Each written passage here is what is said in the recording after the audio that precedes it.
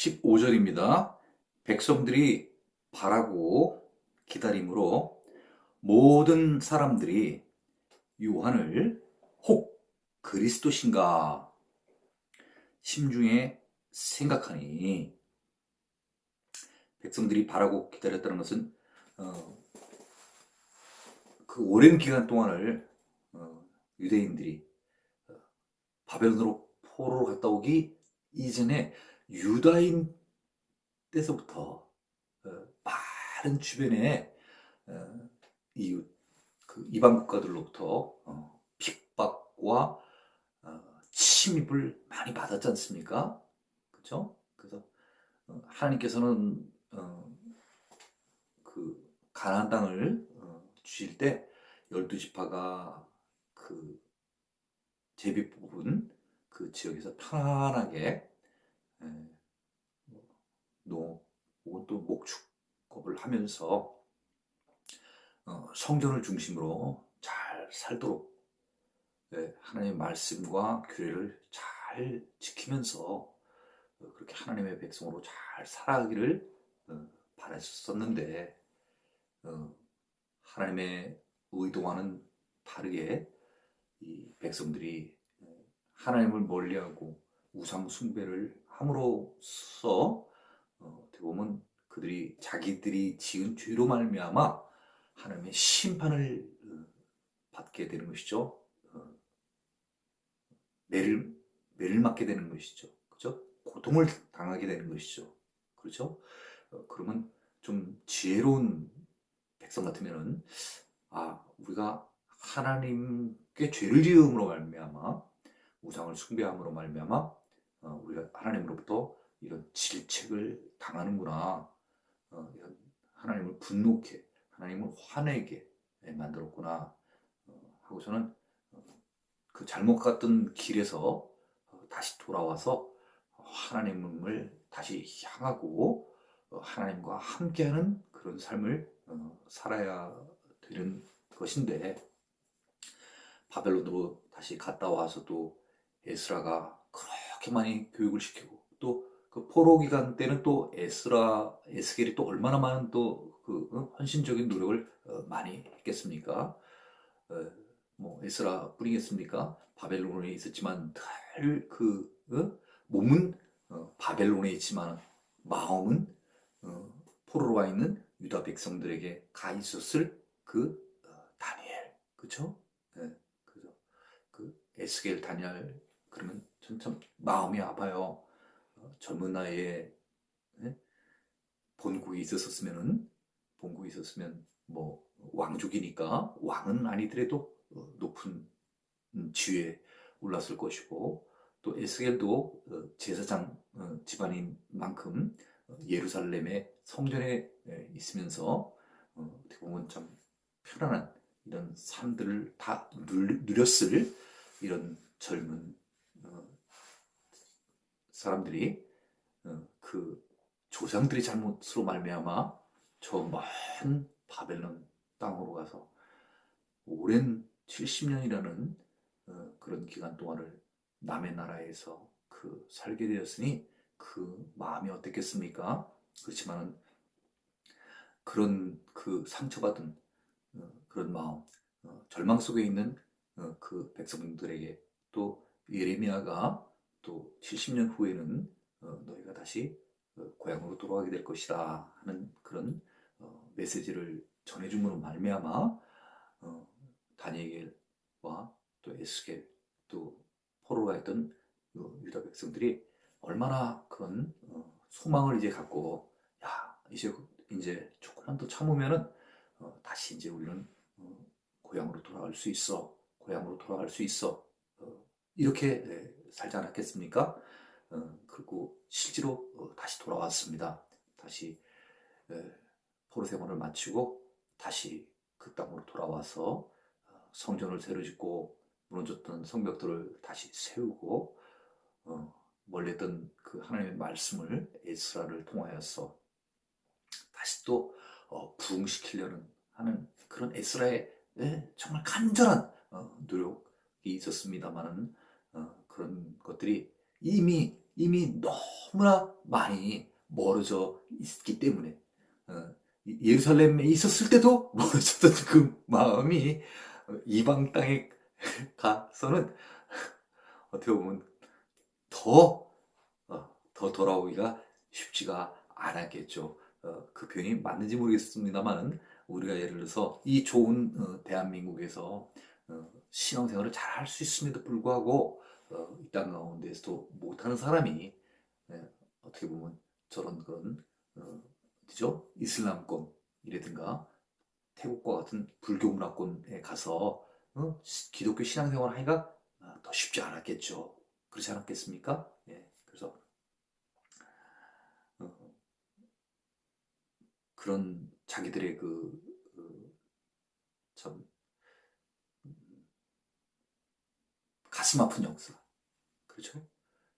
그런 역사. 그래서 지금 이 시점에서 로마의 속국 식민지의 삶을 살고 있는, 그렇죠?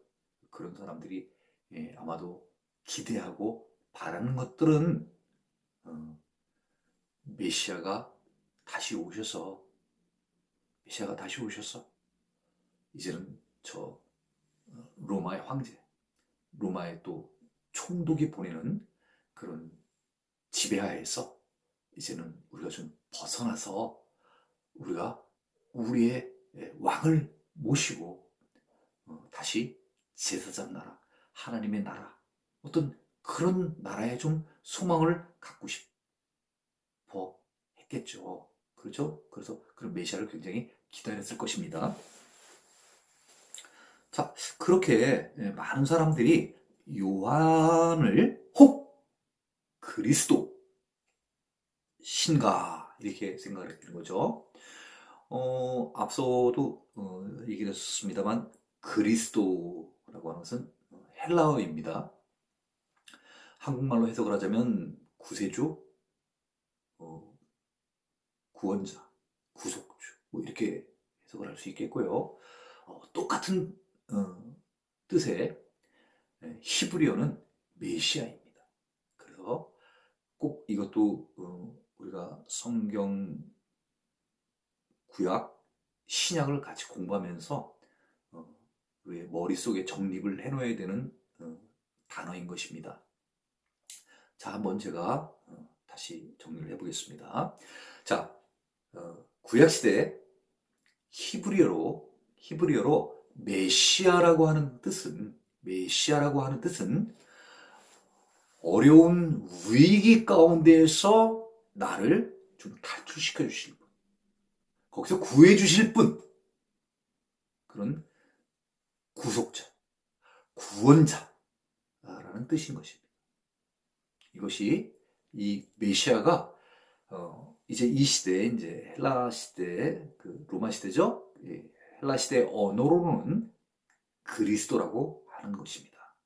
그래서 지금 그리스도인가 하는 것은 지금 광야에 있다가 하나님의 말씀이 임하여서 이제 요단강 근처에 와서 그 하나님의 말씀을 지금 전하는 이 요한이 그러면 우리가 그토록 학수고대하며 바라했던 메시아인가 이렇게 심중에 생각이 되는 것입니다. 요한이 많은 사람들이 또 물어도 받겠죠. 그렇죠? 선생님 혹시 당신이 메시아이십니까? 이렇게 물어봤겠죠. 그렇죠? 그리스도라고 물어봤든 메시아라고 물어봤든 궁금한 사람은 아마 물어봤을 수가 있겠죠. 그래서 이런 많은 사람들의 어떤 생각하는 것이 요한에게 아마 전달이 되었고 요한이 이 사람들에게 자신의 신분을 밝혀야 될 필요성이 있기 때문에 이제 많은 사람들에게 그 궁금했던 것들을 이야기를 해줍니다. 답을 해줍니다. 자, 나는 물로 너에게 세를 베풀거니와 네. 앞서서 보았던 것처럼 요한은 광야에서 주로 살았었습니다. 그러다가 어느 때가 되어서 어느 때는 AD 26년경입니다. 그렇죠? 하나님의 어떤 계시로 말미암아 네가 이제는 여기를 떠나서 이제는 나가서 네 사역을 해라 했던 그 시점이 AD 26년경이라 이 얘기죠. 나는 물로 너에게 세례를 베풀었거니와. 그렇죠? 그래서 우리 흔히 이걸 뭐라고 얘기합니까? 물세례라고 그러죠. 그렇죠? 물세례 혹은 또 물침례. 그렇죠? 베풀었거니와 나보다 능력이 많으신 이가 오시나니. 나보다 능력이 많은 이가 이제 곧 오신다는 거예요. 그죠? 그럼 오시는데 사실은 시간으로 따져보면 그러니까 누가 먼저 왔다는 거예요. 자기가 먼저. 내 뒤에 나보다 능력이 많으신 이가 오신다는 거죠. 그렇죠? 나보다 능력이 많으니까 자기가 생각했을 때 나는 뒤에 오시는 이보다 능력이 많아요? 적어요? 적다고 생각을 하는 거죠. 그죠? 먼저 왔고 나는 능력이 적고 이제 내 뒤에 시간이 지나면은 어떤 이가 나타나게 되는데 그분은 나보다 능력이 더 대단하신 분이십니다. 소개를 하는 거예요. 누구를요? 이제 곧 오실 분을 소개하는 거예요. 이게 선지서에서 미리 나와 있는 예언된 뭡니까? 주의 길을 준비하는 겁니다. 예비하는 것입니다. 알려주는 것입니다. 내 뒤에 누가 온다고. 내 뒤에 누가 온다고. 나는 그의 신발끈을 풀기도 감당하지 못하겠노라. 신발끈. 예. 이 당시만 해도 지금처럼 이렇게 우린 뭐 지금 요새 땅 밟기가 힘들지 않습니까? 그렇지만 저뿐만 아니라 여기서 땅 위에서 생활하신 분 많죠? 집만 나가면 다 땅이죠, 뭐 바로. 그렇죠? 그런데 시절이 있었습니다. 이 시대 사람들도 그러니까 벌써 지금부터 굉장히 오래전 얘기니까요. 신발을 밖에 나갈 때는 신발을 신고 다녔고 또 다니다가 들어오면 신발을 벗고 했었는데 보통 괜찮게 사는 사람들은 다 하인을 두었고 그 하인들은 신발을 묶어주고 나갈 때 또 풀어주고 그렇죠? 그럼 뭐 신발끈만 해주겠다 뿐이겠어요? 뭐 음식 만들어주는 사람도 있고 또 그리고 뭐 사사기 때도 나옵니다만 장작 같은 거를 그 준비하기 위해서 나무 패러 가는 또는 물 길러 가는 이런 일들 그런 일들이 필요했기 때문에 하나님께서 이방인을 다 없애라고 했지만은 이방인을 없애라고 했지만은 자기네들이 그 애굽에서 종되었던 사람들이 그 종이 하는 일들을 해보니까 어떤 욕심이 들었을까요? 야, 나도 종 좀 부려봤으면 좋겠다. 나도 좀 편하게 좀 살아봤으면 좋겠다. 저는 이런 마음이 앞서다 보니까 멸하기보다는 그들을 갖다가 종처럼 부리고 어떻게 산 거예요? 물도 길러 갔다 오라고 그러고, 그죠?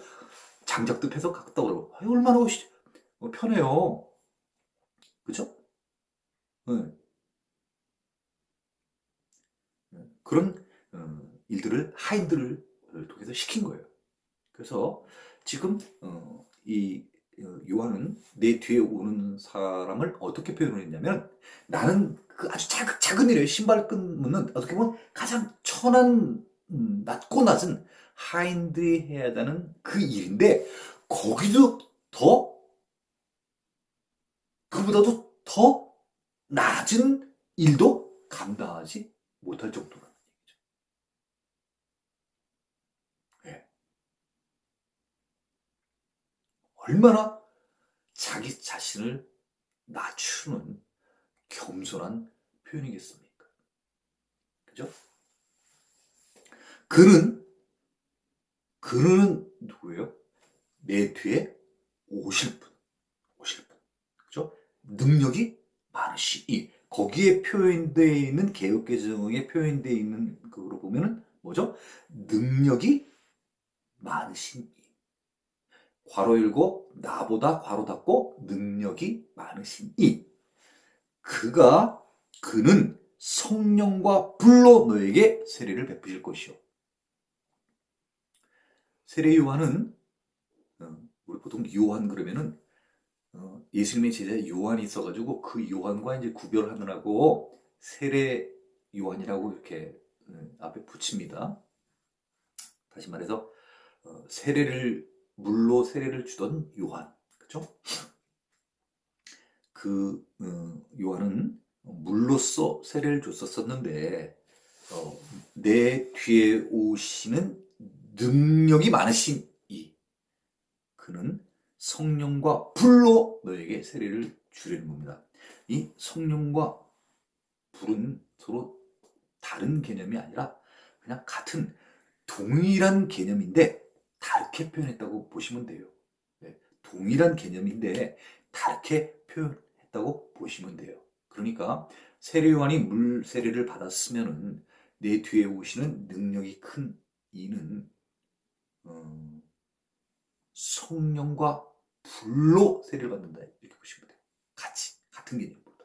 성령을 받게 되는데 불같은 성령을 받게 된다고 하시던가, 그죠? 그렇게 아시면 좋겠어요. 그러니까 성령 세례 따로 받고 불 세례 따로 받고 그거 아니에요. 자, 다시 한번요. 요한은 물로써 세례를 줬어요. 그걸 우리는 흔히 뭐라 그러는 거예요? 물세례. 내 뒤에 오시는 일을 소개하면서 그분이 어떤 일을 하실 것이냐 하는 것을 소개하면서 그 내 뒤에 오시는 능력 있으신 분도 세례를 주시는데 그 분은 성령과 불. 세례를 어떻게 줘요? 이쪽은 물로써, 이쪽은요 성령과 불로써 세례를 주신다는 거. 그렇죠? 네. 그래서 어떤 교단에서는 이쪽이 이제 물 세례 그러면 이쪽은 이제 성령 세례를 받았냐 이렇게 물어보는 게 있고 그 성령 세례를 받은 외적인 증거가 있느냐 이렇게 얘기하면 보통 방언을 받았냐 안 받았냐 가지고 얘기를 하는데 뭐 어쨌든 그건 오늘 더 이상 나중에 시간이 있으면 하고요. 그래서 두 가지 세례에 대해서 우리가 알고 있으면 될 것 같습니다. 하나는 요한이 주는 물세례, 또 하나는 예수님이 능력 있으신 예수님이 오셔서 예수님이 주시는 성령과 불세례, 그렇죠? 네. 그거를 이제 베푸실 것입니다. 주실 것입니다. 그런 얘기죠. 17절입니다. 손에 키를 들고 자기의 타장 마당을 정하게 하사 알고 온 모아 곳간에 드리고 쭉정이는 꺼지지 않는 불에 태우시리라. 그 능력 있으신 분이 오셔서 하시는 일이 어떤 일인지 정확하게 지금 얘기를 해 놓았습니다. 우리는 이 17절을 잘 이해하고 우리는 어떤 쪽에 속해야 되는지를 우리가 판단을 해서 나는 과연 알곡이 돼야 할까? 아니면 나는 죽정이가 될까? 한번 생각해 보시면 좋을 것 같습니다. 자, 17절 다시 한번 읽겠습니다. 손에 키를 들고 누가요? 나보다 뒤에 오시는 능력 있으신 이께서 손에 키를 들고 자기의 타작마당을 정하게 하사 그 키로 이렇게 저 하시는 거는 그 아시죠? 우리 어렸을 때 이렇게 많이 보지 않습니까? 알고 그죠? 필요한 것들은 이렇게 키를 들고 이렇게 해서 잘 모아서 곳간에 잘 저장을 해 놓고요. 쭉정이 필요 없는 것은요 꺼지지 않는 불이 꺼진대요? 안 꺼진대요? 앞에 나와 있습니다. 꺼지지 않는 불이 되는 거예요. 그죠? 요한계시록에도 이런 표현이 나오는데요. 꺼지지 않는 불. 그죠? 거기에 태우시리라. 그러니까 어떻게 되는 거죠? 알곡이 되면은요, 알곡이 되면은 잘 저장을 해서 모아서 어떻게 보면 살게 되는 것이고, 그죠? 교역에 쓰임을 받게 되는 것이고, 쭉종이가 되면요, 불에 태워진다는 거예요. 불에 태워지게 되면 뭐 남는 게 있겠습니까? 불에 타면은 아무것도 남는 게 없는 거예요. 다 타버리는 거예요.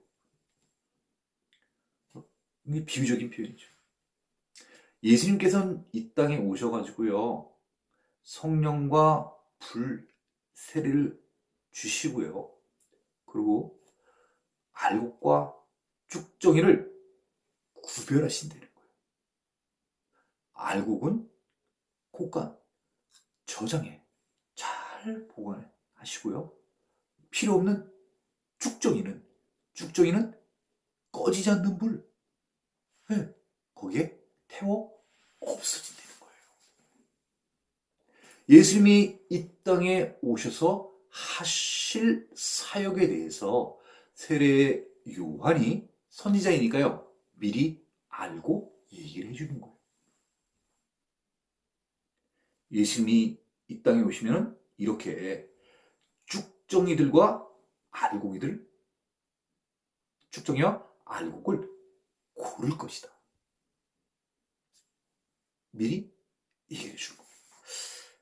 이때 이 얘기를 얼마나 많은 사람들이 이해를 했을지는 좀 의문입니다. 왜? 너무 어려웠을 테니까. 너무 어렸을 테니까. 선지자 보는 것 자체도 이게 도대체 얼마만이에요? 성경에 얼마만에 도대체 이 선지자 요한을 우리가 보는 것입니까? 우리가 보는 게 아니라 신약의 유대 사람들이 보게 되는 것입니까? 성경의 구약에 제일 늦게 말씀을 전한 선지자가 누구입니까? 말라기입니다. 말라기. 네. BC 한 400년, 그렇죠? 400년. 그러니까 지금으로부터 몇 년 전이에요? 400년 전. 그러고 이 요한이 왔는데, 이 요한은 누가 보면 1장에도 나와 있습니다만 요한을 뭐라고 설명해 놓았습니까? 지극히 높으신 이의 선지자. 그렇죠? 그러면 이 지금 요한이 말라기 이후에 말씀을 전한 것이요, 몇 년 만이에요? 400년 만. 네. 내가 그때 400년 만에 와가지고 얘기를 하면 누군가 싶을 것 같아요. 그러니까 이 많은 사람들이 이런 요한이 이런 말씀을 전할 때 궁금했을 것 같아요. 메시아인가? 아니면 선지자인가? 그죠? 왜? 궁금했을 거예요. 네. 자, 18절입니다. 또 그 밖에 여러 가지로 권하여, 이거 외에도, 그죠? 이거 외에도 많은 것들로 백성들에게 소식을 전하였으나 다 전했습니다. 19절입니다. 분봉왕 헤롯은, 이렇게 돼 있죠? 그 헤롯은 다른 사람이 아니라 바로 1절에 나와 있는 헤롯이 갈릴리의 분봉왕으로 이렇게 되지 않습니까? 바로 그 헤롯입니다. 그 헤롯은 그의 동생은 누구냐면 빌립입니다. 빌립의 아내 헤로디아의 일과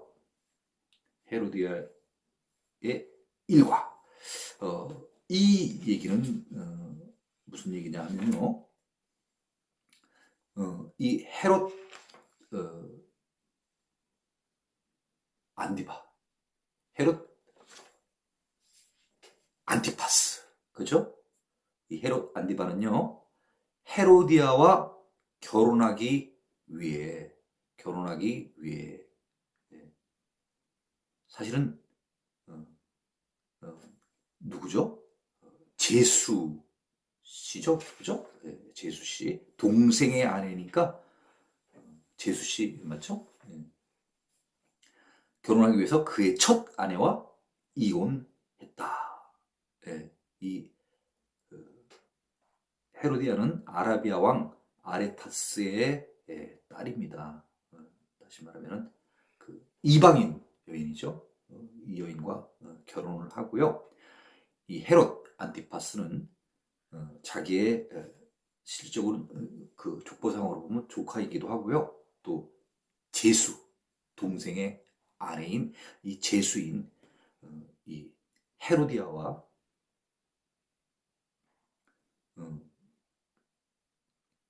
이 헤로디아를 아내로 취한 그런 부도덕한 일을 이야기를 합니다.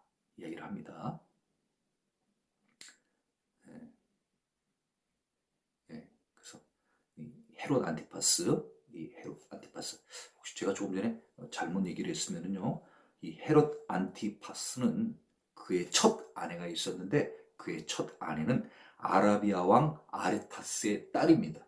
이방인 딸하고 처음에 결혼을 했다가요, 다시 이 제수인 헤로디아와 결혼하기 위해서 이혼을 했습니다. 그리고 이 제수이면서 또 가계도에는 진려 조카인 이 헤로디아를 취했습니다. 그 취한 일에 대해서 요한이 이 얘기를 합니다. 이 헤롯 안티파스에게요. 너 왜 이런 나쁜 일을 했냐? 지금 이 성경에는 지금 나와 있진 않지만요, 그 얘기를 했습니다. 네. 그러니까 그 얘기를 하니까 좋아 안 하죠. 그렇죠? 좋아 안 합니다. 또 자기가 행한 모든 악한 일로 말미암아 요한에게 책망을 받고, 요한이 이런 자기의 본 부인을 이혼을 하고 자기 제수 씨하고, 그쵸? 제수와 헤로디아하고 결혼한 이 일에 대해서 당신이 이러면 안 된다, 이렇게 질책을 해줬습니다. 네? 네? 그랬더니 이 헤롯이 화가 난 거예요. 화가 나가지고 그 책망을 받고는 옥에다가 가둬버리는 거예요. 그러니까 이제껏 도 나쁜 일을 분명히 했어요. 자기의 이익을 위해서. 그 제수 씨가 뭐 아름다웠는지 어떤지 여기는 표현은 없습니다만, 자기 동생인 빌립의 아내가 헤로디아인데, 이 헤로디아가 예뻐 보이니까 갖고 싶으니까 자기의 아내가 있어요. 근데 이 아내하고 이혼하고 이 제수를 자기가 취한 거예요. 네. 동생 얘기도 안 들어보고 자기 맘대로. 그죠? 그것에 대해서 세례요한이 가서 왜 이렇게 했냐, 잘못을 지적을 해줬습니다. 여기까지도 잘못을 했어요. 왜? 바른만 해줬으니까. 잘못된 것을 지적을 해줬으니까. 그죠? 요한은 잘못을 지적한 사람이고, 잘못을 한 사람은 누구예요? 헤롯 안티파스. 근데 이 헤롯 안티파스가 여기에서 그냥 그친 게 아니라 또 잘못을 더했다는 거예요. 그 잘못을 더했다는 게 무슨 뜻이냐면요, 요한을 감옥에 가뒀다는 거예요. 그 표현을 지금 이렇게 한 것입니다. 20절을 그 위에 한 가지 악을 더하여 요한을 옥에 가두니라. 이거 개역 개정 성경 있지 않습니까? 번역 뭐 잘한 경우도 있고 또 조금 미진한 그런 것들도 있긴 있는데, 전 이 부분은 개역 개정 번역을 참 잘했다고 생각해요. 너무 너무 멋있어요. 이 표현 자체가. 그 위에 한 가지 악을 더하여 요한을 옥에 가두니라. 네, 이 표현이 전 이거 읽을 때마다 어떻게 이렇게 한글이 이렇게 멋있나 싶을 정도예요. 다시 한번 그 설명할까요? 헤롯 안티파스가 그 자기의 제수씨 헤로디아가 너무 갖고 싶어서 본부인과 이혼하고 그 제수 헤로디아를 취해 온 것, 그 자체 정말 나쁜 일인데 플러스 더하기 또 나쁜 일을 저질렀는데 그것은 바로 그 바른 말을 한 요한을 어떻게 되는 거예요? 옥에 가두었다는 거예요. 그죠? 네. 그러면 악 플러스 또 악 이렇게 되는 거죠. 그렇죠? 네. 네. 자, 그 다음에요. 21절입니다. 백성이 다 세례를 받을세. 아까 어떤 무리들이 왔었냐 하면요. 무리들이 있고, 그렇죠? 그 다음에 누가 있습니까? 세리들 그룹이 있고요. 그 다음에 직업 군인들, 그렇죠? 군인들 그룹이 있고, 또 뭐 그 외에도 다른 그 직업들 갖고 있던 사람들도 있었겠죠. 그 모든 백성들이 다 세례를 받을 때 예수도 세례를 받으시고 사실 예수님은 세례를 안 받아도 됩니다. 그렇지 않습니까? 예수님은 어떻게 보면 무결점, 죄를 지치 않으신 분이기 때문에 세상에 우리를 위한 구세주로 오신 분이기 때문에 죄가 없으심에도 불구하고 그 우리의 죄값을 치르기 위해서 이 땅에 오시고 십자가에 못 박혀 돌아가셔서 세를 안 받으셔도 됩니다. 세를 주면 누가 누구에게 줘야 됩니까? 거꾸로 세례 요한이 가서 예수님 저에게 세례를 베풀어 주시옵소서 이렇게 얘기를 해야 되는 게 원칙인 거죠. 그렇죠? 높고 낮은 어떤 지위로 봤을 경우에는 당연히 세례 요한이 예수님한테 가서 저 세례 좀 베풀어 주십시오. 이렇게 얘기를 해야 되는데도 불구하고 예수님께서도 세례를 받으셨습니다. 받으셨습니다. 보면서 세례를 실천을 해 주신 거예요. 그렇죠? 이런 것을 우리는 뭐라고 얘기를 하나요? 본을 보인다 하는 그런 표현을 많이 쓰잖아요. 나보다 높으신 분인데 그분이 우리보다 솔선수범을 해 주시는 거예요. 그렇죠? 그럴 때 우리는 어떻습니까? 많이 놀지 않습니까? 그렇죠? 그리고 그분에 대해서 존경과 경외를 표하잖아요. 네, 그렇죠? 사회는 적어도 이런 사회 어떤 지도층이고, 그렇죠? 어떻게 보면 이 나라를 다스리는 이런 위치에 있는 사람들은 우리에게 그런 것들을 서로 보여줘야 되는 거 아니겠습니까? 네. 그리고 받으시고 기도하실 때 예수님께서 세례 받으시고 기도하셨습니다. 기도. 예수님이 기도를 하시게 되면 예수님은 누구한테 할까요? 세례 요한한테 하겠습니까? 안 그러면 여기 나온 무리들한테 얘기를 하겠습니까? 세례한테 하겠습니까? 안 그러면 직업 군인들에게 하겠습니까? 하나님께. 그렇죠? 자기를 보내주신, 이 땅에 보내주신 바로 아버지 하나님께 기도하실 때, 그죠? 하늘이 열리며, 네, 하늘이 열린다고 하는 것은 무슨 고척 동구장에 그 운동장에 그 문이 막 이렇게 열리는 뭐 그런 문 열리는 게 그 아니죠. 그렇죠? 예, 어떤 구름이 거친다든가 하는 어떤 그런 자연 현상들이 나타나는 것을 의미합니다. 그것을 말하기를 하늘이 열리며 이런 표현을 썼습니다. 예, 또 성경 보신 중에서 또 아주 사실적으로 보신 분이 계셔가지고 하늘이 막 이렇게 막 열려야 되는 게 아닌가. 아, 그렇게까지 너무 심각하게 좋아하지 마시고요. 그냥 이렇게 구름 같은 것이 이렇게 거치는 이런 걸 열리며 22절입니다. 성령이 비둘기 같은 형체로 성령이 비둘기 같은 이것도 마찬가지입니다. 그죠? 어떻게 보면 이 성경은 이런 부분에서 어떻게 보면 상당히 문학적인 표현들이 굉장히 많아요. 문학적인 표현들. 그래서 성경을 설명하는 데 있어서는 어떤 정확한 어떤 논리 정연한 이런 것들도 필요하겠습니다. 지금 누가처럼요. 굉장히 좀 누가가 민감하고 정확하잖아요. 그죠? 어클레이 맞나요? 정확한 어떤 이런 것들이 또 필요하겠지만은 또 어떻게 봤을 때는 또 그게 이 성경 자체가 우리들에게 주시는 하나님의 이야기인 만큼 어떻게 보면 문학적인 어떤 이런 감정과 감수성을 가지고 그렇죠?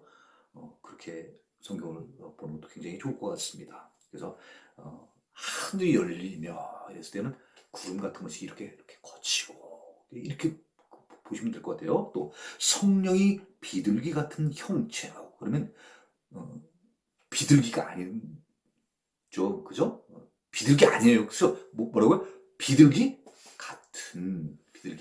이렇게 구구구구 하면서 이렇게 뭐 날아오는 것들 이렇게 보시잖아요. 동물의 왕국이나 뭐 이런 데들 보면요. 아니 뭐 비둘기 날아가는 건 뭐 우리 꼭 동물의 왕국 말고도 가까운 주변에서도 볼 수 있지 않습니까? 그래서 성령이 이렇게 비둘기 같은 형체로 그의 위에 강림하시니 그의 위는 누구예요? 예수님. 네. 하늘이 이렇게 열리면서 성령님이 이렇게 누구예요? 예수님 위에 어떻게 해요? 강림하시더니 강림 뭐요? 내려옴을 얘기하는 거예요.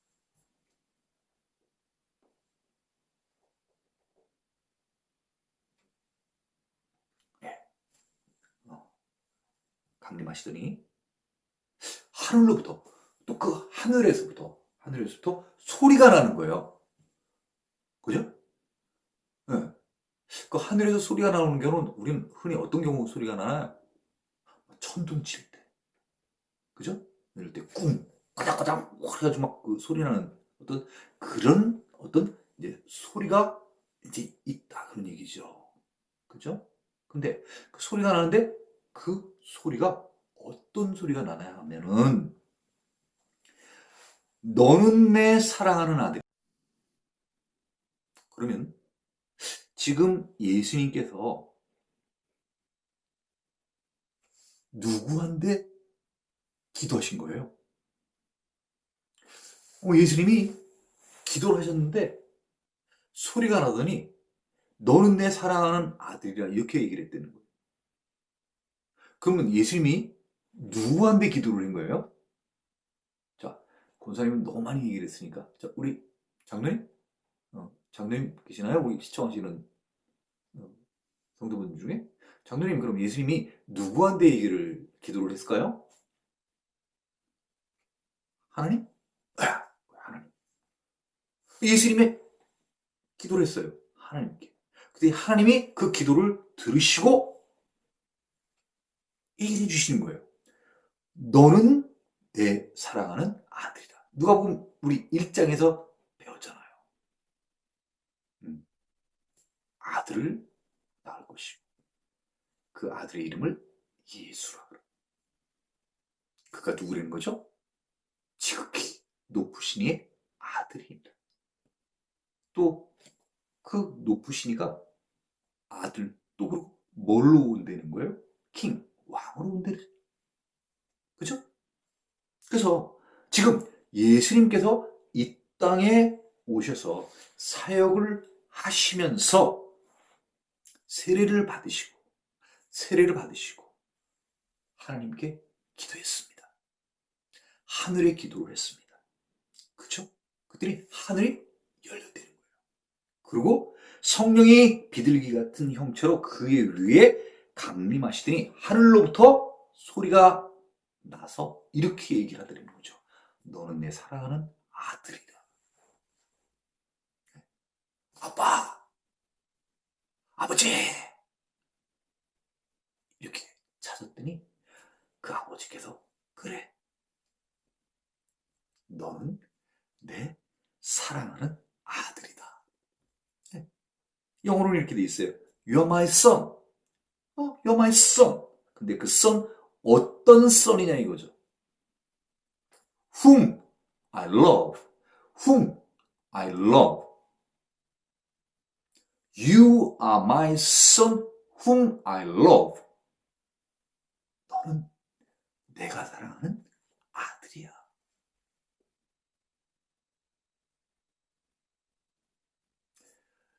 예수님이 누구인지 누가는 지금 누가복음 3장을 통하여서 또 한 번 확인시켜주고 있습니다.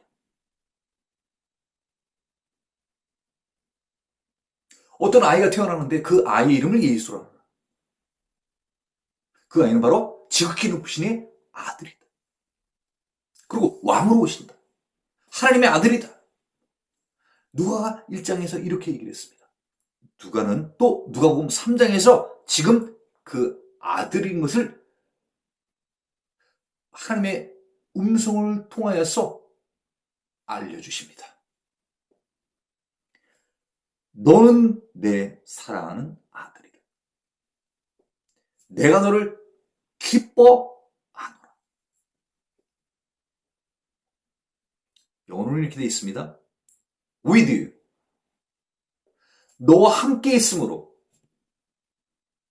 너로 말미암아 I'm well pleased. 나 기뻐요. 나 기뻐. 하나님이 스스로 얘기하시는 거예요. I'm pleased. 근데 그냥 기쁜 게 아니라 아주 기뻐. I'm well pleased. 왜? 너하고 같이 있으니까. 어떻게 보면 강조하는 거죠. 부사구가 앞으로 나왔어요.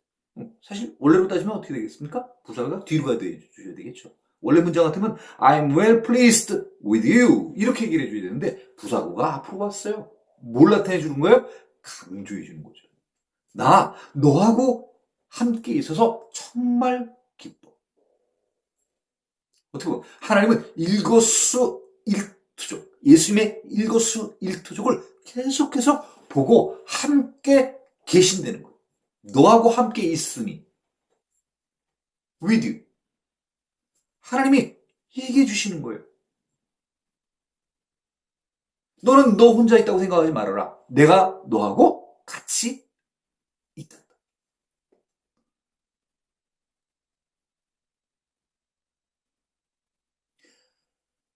하나님께서 스스로 육신이 되어서 요한복음에 나오는 그런 내용입니다만은 육신이 되어서 이 땅에 오셨습니다. 하나님이요.